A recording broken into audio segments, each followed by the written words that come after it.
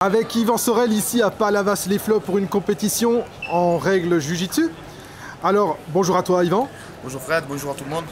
Alors, quelle est ta performance de la journée aujourd'hui? Jiu-Jitsu brésilien en ceinture bleue, pour la première fois de ma vie que je combattais. J'ai voulu un peu rendre hommage à mon maître qui est Gaël Gwadjic.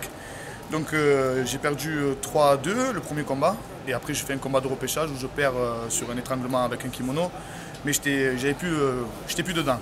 Donc voilà, et après on a fait une compétition en grappling à la suite, en moins de 91. Et j'ai gagné. Donc voilà, ça se passe super bien, belle organisation de Clément Marcoux. Et comme toujours, bien accueilli et surtout qu'on voit des amis comme toi avec la caméra. Merci. Et concernant ton Actu Fight alors, on va te revoir bientôt entre les rings ou les surfaces de combat? On espère de tout cœur. On avait en programme le PFC avec une ceinture à la clé en moins de 84 kg, chose qui a un peu pu se faire par rapport à un problème de budget. Donc ça a été remis à plus tard, dans le 4e trimestre de cette année. Donc on se prépare. Après on avait un projet de combattre au FMC. Apparemment il y a un autre projet mais qu'on va y être aussi avec Clément Marcoux parce que c'est la famille.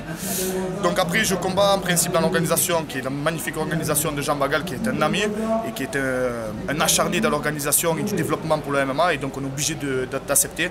Même s'il me payerait par exemple 200 ou 300 €, on irait sans broncher. Donc avant ce gala qui va avoir le 6 juin, on va essayer de combattre en Allemagne et peut-être dans d'autres organisations en Europe si bien entendu les promoteurs français arrêteraient de mettre des bâtons dans les roues. Parce que moi j'ai pas de coach ni de manager, c'est un peu compréhensible quand il y a des managers qui préfèrent placer d'autres combattants que les personnes freelance comme moi. Mais bon, le MMA il faut de l'entraide et surtout pas fermer les portes que déjà ils sont très fermés. Voilà. Ouais.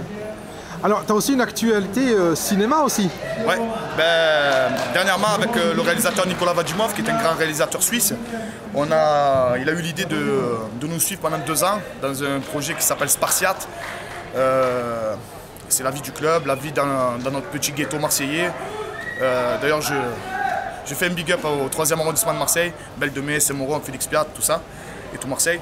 Donc du coup, il nous a filmé, c'était vraiment un documentaire sans fiction, sans pour autant être comédien. On a fait notre vie, quoi. On a oublié la caméra au bout de la 2e journée. Et ça a très bien marché parce qu'on a réussi à gagner le festival de Solor en Suisse, où on a gagné la 1re place, meilleur film.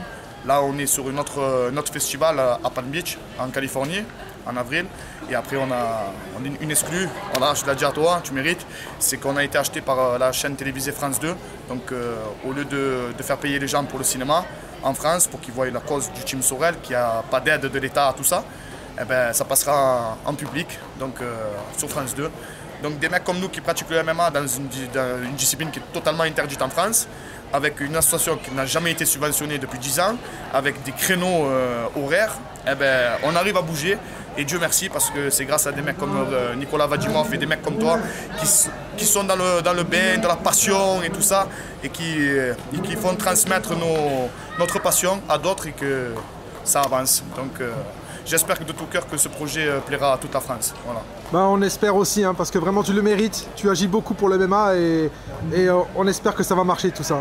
On espère et j'espère de tout cœur que, comme je vous l'ai dit, que les managers essayent de tous s'entendre et de faire une explosion de bonté et surtout de positivité pour le MMA, parce que si en France on commence tous à se mettre des bâtons dans les roues, ça ne marchera pas. Et c'est comme les dates des compétitions.